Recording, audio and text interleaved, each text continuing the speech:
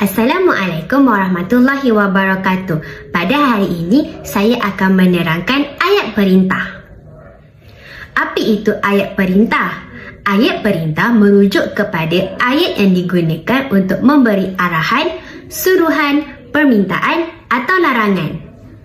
Ayat perintah terbahagi kepada 4 jenis.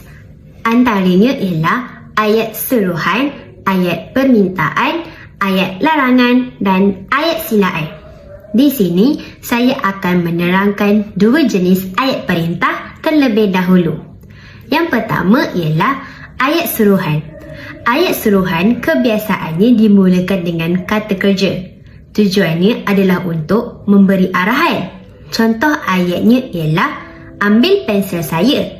Dan ayat yang kedua, tutup pintu itu. Ayat suruhan juga boleh digunakan dengan perkataan tolong. Contoh ayatnya ialah tolong ambil pensel saya.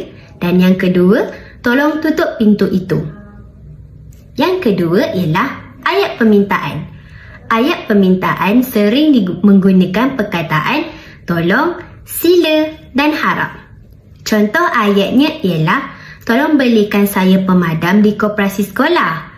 Ayat yang kedua, sila beratur dengan betul. Dan ayat yang ketiga, harap kamu siapkan tugasan yang cikgu beri. Seterusnya, saya akan menerangkan ayat larangan. Perkataan yang digunakan ialah jangan. Contoh ayatnya ialah jangan buang sampah merata-rata. Ayat yang kedua, jangan bercakap semasa cikgu sedang mengajar. Dan yang terakhir sekali ialah ayat silaan. Perkataan yang digunakan ialah sila dan jemput.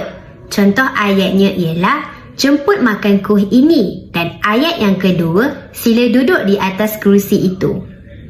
Itu sahaja penerangan daripada saya tentang ayat perintah. Sekian, terima kasih.